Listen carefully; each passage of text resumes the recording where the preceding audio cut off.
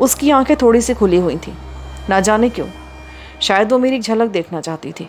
माँ, मैं पास हो गया हूँ। खालू रियाज की आवाज़ उभरी।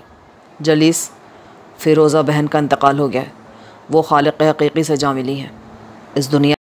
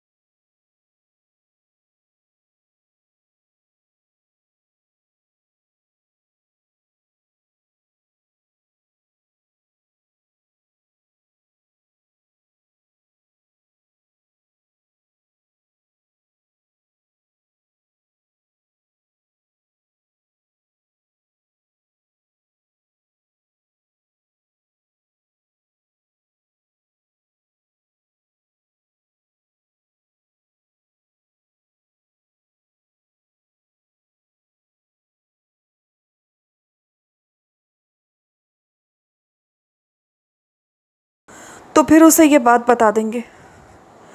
उसने मुझसे बड़ी सख्ती से कहा था कि अगर मैंने उसकी बात की पाबंदी ना की ना तो मेरे और उसके ताल्लुकात ख़राब हो जाएंगे। बेटा, मैंने उसका मान रखा और तुम्हें नहीं बताया। जब तुम्हारी माँ ने तुम्हें नहीं बताया तो मैं क्या बताती। धत तेरे की, सारा प्रोग्राम चौपट हो गया खाला। अब रह क्या गया? कोई फ़ायदा ही नहीं। क्या करेंगे हम नौकरी वगैरह करके? दिल में तो ये सोचा था कि सारी ज़िंदगी माँ ने मेहनत की है, उसकी मेहनत का एक एक कर्ज चुकाएंगे, उसे राज करा देंगे। मगर नहीं खाला, तकदीर में ऐसा नहीं था, ना उसकी में और ना हमारी में। अरे वो कोई वसीयत भी करके नहीं गई ना, कुछ तो कह जाती मेरे लिए। सही है, मैंने भी जो कुछ किया है वो ठीक नहीं था। चलो जाने दो खाला, जाने दो। ठीक है अम्मा। फिर उसके बाद माँ की तदफीन हो गई। मैं अच्छी तरह जानता था कि अब उसके बाद मेरा इस कायनात में कोई नहीं है और मैं तन्हा रह गया हूँ। बात के भी मसाइल बेशुमार थे। तबीयत पर एक शदीद बोझ सा तारी हो गया था। कोई काम करने को भी दिल नहीं चाहता था। घर में मैं तन्हा पड़ा रहता। फिर एक और मुश्किल आन पड़ी। कुछ लोगों ने मुझसे मुलाकात की। मोहल्ले पड़ोस के लोग थे। उनमें रहमत अली ताया भी थे। रहमत अली ताया हम पर बहुत मेहरबान थे, बल्कि कितनी ही मर्तबा मैंने माँ को उनके घर आते जाते देखा था। और जब भी वो उनके घर से आती थी तो घर के हालात खासे बेहतर हो जाया करते थे। रहमत अली ताया ने मुझे बताया, जलीस मियाँ, देखो बेटे, बुरा ना मानना, बात असल में यह है कि मैं भी रिटायर आदमी हूँ। 3 बेटियों का बोझ सर पे सवार है। असल में मरहुमा फ़िरोज़ा ने थोड़े थोड़े करके मुझसे बहुत बड़ी रकमें ली हैं। बहालत मजबूरी कागज़ात पर दस्तखत भी कराने पड़े हैं मुझे। ये घर तो उन्होंने आखिरी बार मुझसे 2.25 लाख रुपए लेकर रहन रख कर दिया था, और अब तकरीबन ये समझ लो कि कोई 4,20,000 तुम्हारे ऊपर कर्ज़ हैं। मैं भी अगर ये बोझ उठा सकता तो कभी भी तुमसे ये बात ना कहता। लेकिन बेटे, इस घर की मालियत 2.5-3 लाख से ज़्यादा नहीं है। ये तमाम कागज़ात मौजूद हैं। गवाही में रियाज साहब और कुछ दूसरे अफराद भी शामिल हैं। अगर तुम्हें शुबा हो तो उनसे तस्दीक करा लो।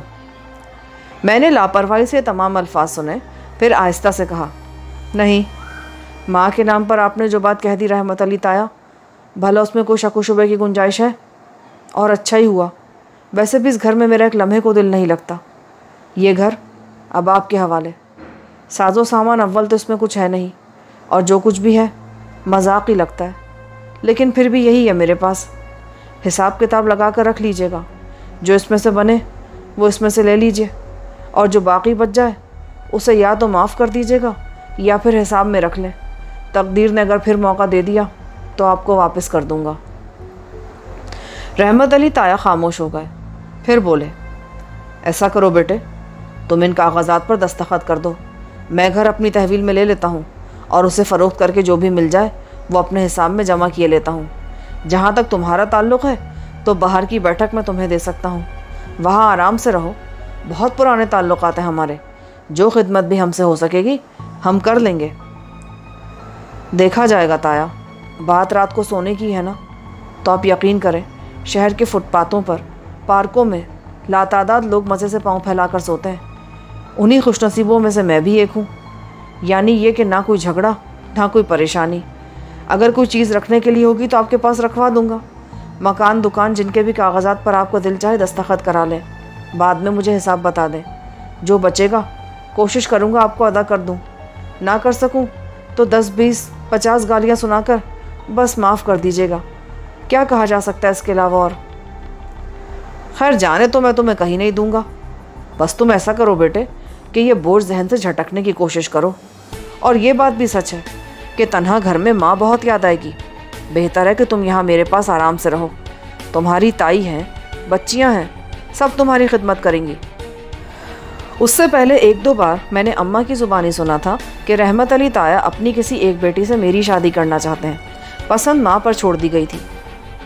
तीनों ही बेटियाँ जवान थीं।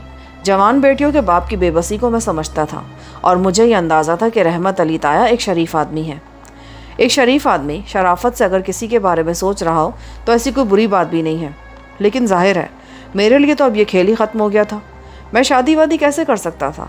न नौकरी न चाकरी, अब तो घर भी हाथ से निकल गया था। बीकॉम की एक डिग्री हाथ आ गई थी बस, भला वो किस औकात की। सारी बातें अपनी जगह, लेकिन आगे के सारे मंसूबे फेल हो गए थे। दिल में तो यही सोचा था कि कोई बड़ा काम करके दिखाऊंगा, माँ की सारी ज़िंदगी की उलझन ख़त्म कर दूंगा। बड़ी मेहनत की थी उन्होंने मेरे लिए। लेकिन बात असल में यह है कि इंसान को कुछ सोचना नहीं चाहिए। किसी भी सिलसिले में उसे हतमी तौर पर यह फ़ैसला ना कर लेना चाहिए कि जो कुछ वो सोच रहा है वही हरफ़ आखिर है और सब कुछ वैसा ही होगा जैसा उसकी ख्वाहिश है। बस इससे ज़्यादा हिमाकत की बात और कोई नहीं होती। खैर, इस तरह ज़िंदगी की पहली रात मैंने घर से बाहर गुजारी। बहुत सी जगहों को देख चुका था, बहुत सी ऐसी जगह मालूम थी। चुनाचे खामोशी से घर से बाहर निकल गया और एक छोटे से पार्क में रात बसर की। लेकिन मच्छरों ने जो हाल किया, और फिर क़ुर्बो जवार में सोए हुए लोग, किसी की करह कानों तक पहुंचती तो कभी किसी के रोने की आवाज़। ये सब वो थके हुए ज़िंदगी से बेजार लोग थे जिनके साथ ना जाने कौन कौन सी मुसीबतें चिमटी हुई थी। मैंने सोचा कि अगर मैंने उनके साथ वक्त गुजारा तो मैं दीवाना हो जाऊँगा। बहरहाल जैसे तैसे रात भी गुजारने के बाद घर वापस आया। फिर बाकायदगी के साथ तमाम कागजात वगैरह जमा करके रहमत अली ताया को पहुंचा दिए। रहमत अली ताया इस बात पर सख्त नाराज़ रहे थे कि मैं रात को कहाँ गायब रहा। बेटे, बात असल में है कि थोड़ी सी जिम्मेदारी हम पर भी आयद होती है। बाहर आखिर कहाँ रहोगे? रात को कहाँ रहे थे ये बताओ। मज़े से रहा था ताया, आप यकीन करें कोई परेशानी नहीं हुई। और ये सारा चेहरा जो मच्छरों ने सुझा के रख दिया, इसके बारे में क्या कहोगे? वो मच्छर तो बस हमें जलील कर रहे हो तुम। खुदा ना करे ताया, आप लोगों के साथ तो मेरा बचपन गुजरा है। मेरी ये जुर्रत भला हो सकती है कि मैं आपको जलील करने के बारे में सोचूं? तो फिर सुनो, तुम बैठक में रहोगे। अगर ये बात तुमने ना मानी ना तो खुदा की कसम ज़िंदगी भर मुझे अफसोस रहेगा कि तुमने हमें किसी काबिल नहीं समझा। ताया देखिए, एक बात कहूँ आपसे, माँ की मौत के बाद दिल इस तरह से उदास हो गया कि इस गली में दाखिल होते हुए भी सीना दुखने लगता है। कुछ अरसे की मोहलत दे दीजिए, अपने आप को संभाल लूँ, फिर आपके हर हुक्म की तामील करूँगा। ठीक है, पर जाओगे कहाँ? पहली रात में तो मच्छरों ने यह हाल कर दिया है। दोस्ती हो जाएगी मच्छरों से भी, हो सकता है कोई काम का मच्छर भी निकल आए। मैंने मुस्कुरा कर कहा। बहरहाल ताया की कोई बात मैंने नहीं मानी, लेकिन उस जगह जाने की दोबारा हिम्मत नहीं पड़ी थी। मैंने सोचा कम अज़ कम जगह ही तब्दील हो जाए, और बहुत सी जगह ऐसी हैं शहर में जहाँ लावारिस लोग हुआ करते हैं। फिर खासी छानबीन के बाद मैंने एक ऐसी जगह मुंतखब की। ये रेलवे स्टेशन की एक बेंच थी। यहाँ भी अक्सर मुसाफिर सो जाया करते थे। बज़ाहिर यही लगता था जैसे ट्रेन के इंतज़ार में हों, लेकिन बहरहाल वहाँ रौनक भी हुआ करती थी। रात में कभी कोई रेलवे ला गई तो अच्छी खासी रौनक लग जाती थी, और फिर वही खामोशी। मैंने सोचा कि कम अज़ कम ये जगह उन रोने और कराहने वालों के साथ रात बसर करने से तो बेइंतहा बेहतर है। जब दिल चाहे चाय की दुकान पर जाओ, चाय ले लो। हर तरह की आसानी यहाँ मौजूद थी, बस ज़रा पैसों की आसानी नहीं थी। हर इंसान को हकीकत पसंद होना चाहिए। मैं जानता था कि माँ ने ये तमाम कर्ज जो लिया है ये मेरे लिए लिया है। जाहिर सी बात है, मेरी तालीम पर जो अखराजात हुए और माँ उन्हें बेतकान खर्च करती रही, आखिर कहीं ना कहीं से तो उन रकूमात को हासिल किया ही गया होगा ना। अदायगी तो ज़रूरी होती है, चुनाचे लाजमी अमर है कि वो सारे मामलात इसी तरह किए गए हों। अब पैसों का मसला तो कहीं नहीं है, बल्कि मुलाजमत के लिए संजीदगी से कोशिश करनी चाहिए। कहीं ना कहीं से तो इंतज़ाम करना ही पड़ेगा। मैं उन दिनों इन्हीं सोच में डूबा रहता था। अपने मोहल्ले जाना मैंने छोड़ ही दिया था। क्या फ़ायदा, सारी यादें वहाँ से वाबस्ता थी। बस ये रेलवे स्टेशन काफ़ी है, या फिर ज़रूरत की वो चीज़ें जो मैंने खाला मुमताज़ या ताया के यहाँ रखवा दी थी। ये मेरी डिग्रियाँ वगैरह थी, कुछ कपड़े थे जो बहरहाल मेरे लिए ज़रूरी थे। हाँ, ये अलग बात थी कि जब भी वहाँ जाता तो ताया मुझसे यही कहते, बेटे तुम ज़्यादती कर रहे हो हमारे साथ। मैं ताया रहमत अली की मुश्किल जानता था। मुझे इल्म था कि उनके सीने में क्या ज़ख्म पल रहे हैं। तीनों लड़कियां जवान हो रही थीं, और लाजमी बात है कि ऐसे घरों में जहां गुर्बत व बेचारगी हो, रिश्ते नहीं आया करते। ताहम पहली बात तो ये कि उन लड़कियों से मेरा बचपन का राब्ता रहा था, और मेरे जहन में हमेशा उनके लिए बहनों जैसा तस्वुर रहा था। उनमें से किसी एक को अपनी ज़िंदगी का साथी मुंतखब करना मेरे लिए इंतहाई मुश्किल काम था। इस अंदाज में तो मैं सोच भी नहीं सकता था। हाँ, दिल में यह आरज़ू थी कि अगर कोई मौका मिला तो ताया की उस मुश्किल का हल दरियाफ़्त करने की कोशिश ज़रूर करूँगा। तो जनाब, रेलवे स्टेशन जितनी उम्दा जगह होती है, आप उसके बारे में सोच भी नहीं सकते। हर लम्हा बदलते मंजर का मस्कन। ट्रेनें आती थीं, ट्रेनें जाती थीं। बदहवास मुसाफिर इधर से उधर भागते हुए रात दिन उस स्टेशन पर उतरने वाले, उन्हें खुशामदीद कहने वाले। कुछ ऐसे जो मुश्किलात का शिकार होते और उन्हें सूरत हाल मालूम करने के लिए किसी से रुजू करना पड़ता। अभी तक मौसम ने अलबत्ता साथ दिया था।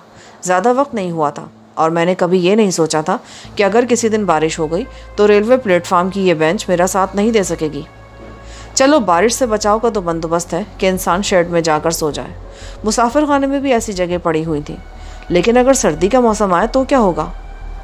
जो काम जब तक हुआ ना हो उसके लिए बिला वजह परेशान होना एक बेमकसद सी बात है। आने वाले वक्त में जो होगा देखा जाएगा। रेलवे स्टेशन के बेशुमार कुलियों से भी मेरी दोस्ती हो गई थी। हर एक ने अपनी हैसियत के मुताबिक और अपनी सोच के मुताबिक मशवरा दिया। ज़्यादातर लोगों ने यही कहा था कि मैं जवान आदमी हूँ, बिल्ला ले लूँ और कुली बन जाऊँ। ठीक है, क्या रखा इन सारी बातों में। कुछ अरसे के बाद कुलियों की अंजुमन का जनरल सेक्रेटरी बन जाऊँगा।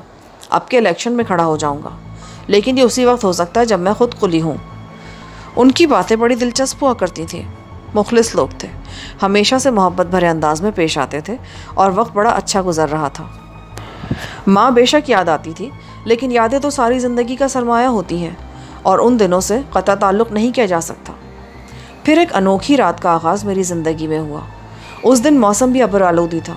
एक दो बार नन्ही नन्ही बूंदें भी पड़ चुकी थीं, और मैं उनसे खूब लुत्फ़अंदोज़ हुआ था। ट्रेनों के औकात मुकर्रर थे। रात को 4 बजे भी गाड़ी आया करती थी।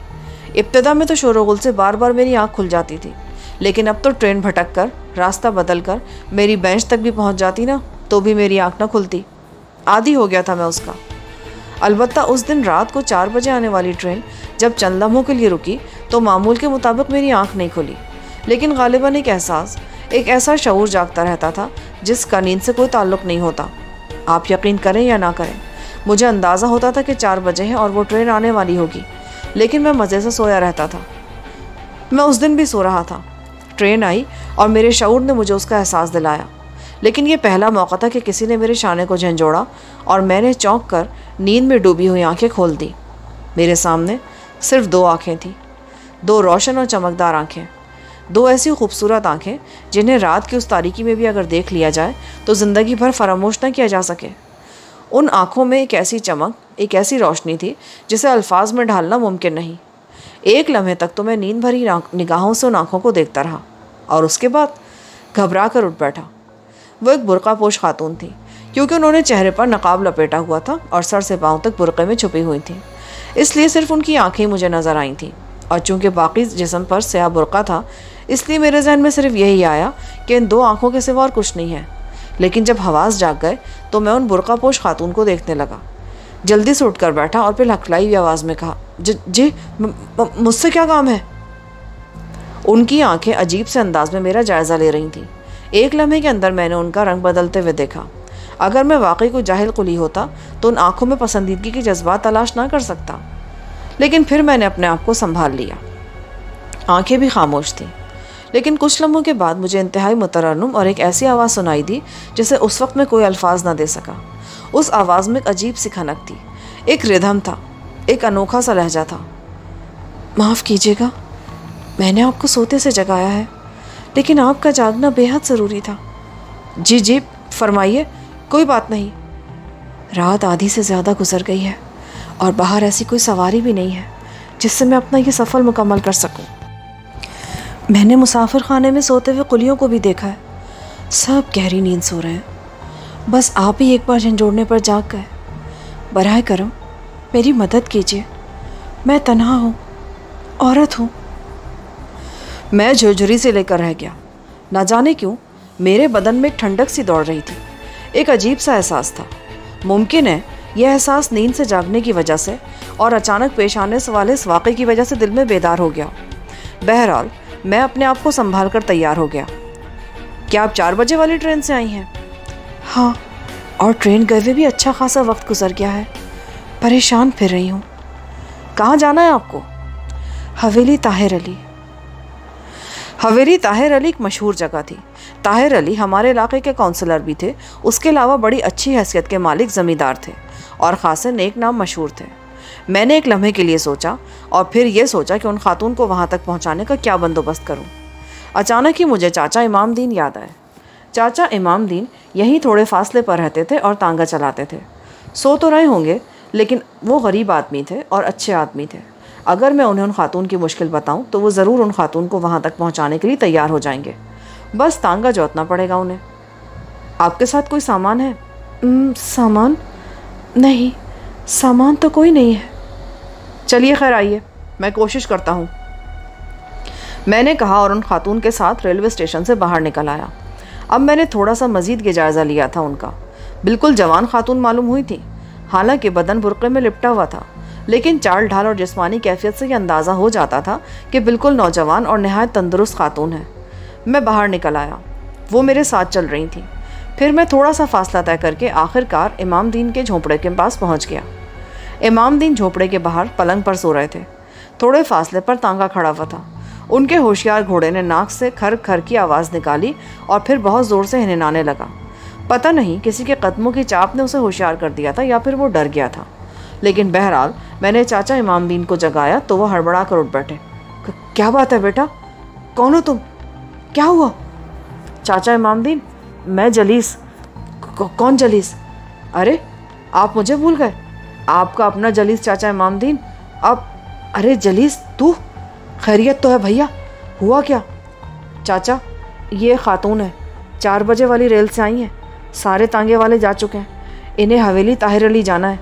अब औरत ज़ात है, नज़रअंदाज भी नहीं कर सकते ना, बेचारी परेशान है। मजबूरन मैंने आपको जगा दिया। आए तो अच्छा किया ना बेटा, किसी की मदद करना तो फ़र्ज़ है। बड़ा अच्छा किया।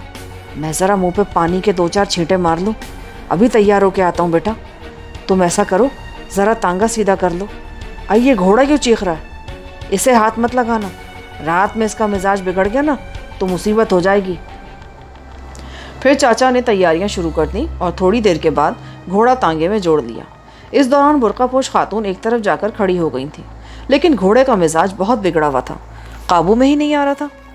बड़ी मुश्किल से चाचा ने उसे तांगे में जोड़ा तो अचानक ही खातून ने कहा, तुम्हारा नाम जलीस है, अभी इन्होंने तुम्हारा नाम लिया था। जी जलीस, क्या तुम मेरे साथ हवेली तक चलना पसंद करोगे? आपके साथ? हाँ, वैसे तो कोई बात नहीं है, लेकिन अगर तुम चलोगे तो। नहीं जी, माफ़ी चाहता हूँ। वैसे आप चाचा इमाम दीन पर पूरा भरोसा कर सकती हैं, ये बड़े अच्छे आदमी हैं। जवाब में कोई आवाज़ सुनाई नहीं दी और ख़ातून तांगे में जाकर बैठ गई। फिर उसके बाद चाचा उन्हें लेकर चल पड़े और मैं वापस आकर अपनी बेंच पर लेट गया। लेकिन नींद उड़ गई थी और उस रात ना जाने क्यों मैं बहुत देर तक अपने बारे में सोचता रहा। अब तो कुछ भी नहीं रह गया हूँ मैं। मेरी कोई औकात, कोई हैसियत ही नहीं है। बेंच पर ज़िंदगी गुजार रहा हूँ। जो सदमा दिलो दिमाग पर बैठा हुआ है उसे दूर करने में ही ज़िंदगी है। बहुत शोक बना चुका। माँ जैसी हस्ती इस दुनिया में दोबारा कभी नहीं मिल सकती। लेकिन जो चला जाता है और उसे वापस लाना बस में नहीं होता तो फिर इंसान को सब्र ही करना पड़ता है। मेरे लिए भी सब्र ज़रूरी है। भला इस तरह अपने आप को एक नाकारा और बेबस इंसान समझकर इस बेंच पर ज़िंदगी तो नहीं गुजारी जा सकती ना। और उस सोच की वजह तलाश करने में भी मुझे कोई दिक्कत पेश नहीं आई। वो खूबसूरत आंखें, वो हसीन आंखें मेरे हवासों पर मुसल्लत हो गई थीं। ऐसी हसीन आंखों की क़ुर्बत, ऐसी हसीन आंखों का हुसूल, ऐसी किसी शख्सियत का अपने पास मौजूद होना जिसका लहजा इस कदर मुतरन्नुम हो, जिसका अंदाज इस तरह हसीन हो, क्या ये किसी इंसान की आरज़ू या तलब नहीं हो सकती? शायद इसी आरज़ू, इसी तलब ने मेरे जहन में यह एहसास बैठाया था कि एक अमली इंसान बनने के लिए इस बेंच को छोड़कर अमल की दुनिया में निकलना होगा। हाँ, ये बेहद ज़रूरी है। फिर ना जाने कब मेरी आंख लग गई। सुबह को जब आंख खुली तो रात के वाक़यात जहन से महव हो चुके थे और उसके बाद वही दुनिया, रेलवे स्टेशन का हल्का फुल्का हंगामा और बस उसके बाद कुछ नहीं। वही तमाम जाने पहचाने लोग।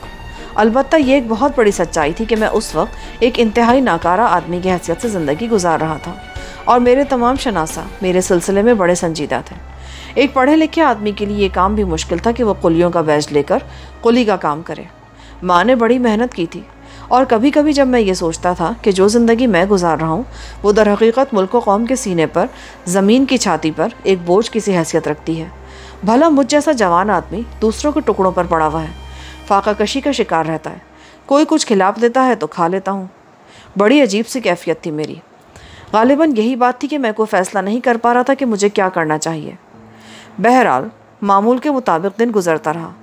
फिर मुझे वो पुरस्कार औरत याद आ गई और मैंने उसे जहन से झटक दिया। जब से मुझे वो मिली थी उसी वक्त से जहन पर कुछ बोझ सा तारी हो गया था। अब उस बोझ को मैं कोई नाम तो दे नहीं सकता था। लेकिन फिर इत्तेफाक से दोपहर को जब रेलवे स्टेशन सुनसान पड़ा हुआ था तो मैं यूं ही टहलता हुआ बाहर निकल आया। चाचा इमामदीन अपने तांगे की पिछली सीट पर पड़े हुए ऊँघ रहे थे। मैं टहलता हुआ उनके पास जा पहुँचा तो चाचा ने मुझे फ़ौरन आवाज़ दी, अरे जलीस भैया, बात सुनो, बात तो सुनो। उनके अंदाज में कोई ऐसी बात थी जिसकी वजह से मैं उनके करीब पहुंचा। सलाम चाचा। अरे सलाम भैया, आओ बैठो। किसी काम से जा रहे हो? नहीं, मुझे भला क्या काम हो सकता है? अरे भैया, रात की बात बताएं तुम्हें। रात की बात? हाँ, कोई ख़ास बात हो गई चाचा? अरे वो जो बीबी आई थी ना, जिसे तुमने हमारे तांगे में बिठाकर हवेली ताहिर अली पहुँचवाया था। हाँ तो फिर? भैया एक बात बताओ, हम तो बड़े फेर में हैं। हुआ क्या चाचा? देखो, पहली बात तो ये भैया कि रात को 4 बजे वाली गाड़ी से यहाँ स्टेशन पर एक औरत अकेली उतरी, बुर्के में लिपटी हुई। कोई भी औरत रात को अकेले 4 बजे किसी स्टेशन पर अकेली नहीं उतरती, कोई ना कोई मर्द तो उसके साथ होता है। और फिर यह हिम्मत कि तुम्हें जगाया और उसके बाद हमें भी जगा दिया। अरे चलो खैर, वो सारी बातें तो हम माने लेते हैं, शहर की औरतें ज़रा तेज़ तर्रार होवें, पर एक बड़ी अजीब बात थी। ये जो हमारा घोड़ा है ना, सच्ची बात तो यह कि ये हमें अच्छी तरह से जाने और हम इसे अच्छी तरह से जाने। बड़ा शरीर घोड़ा है, पर उस वक़्त ऐसे बिलक रहा था कि हमें खुद बड़ी हैरत हुई। अरे फिर तुम तो चले गए थे, मगर ये ऐसे उछलता कूदता रहा जैसे बड़ा ही डर गया हो।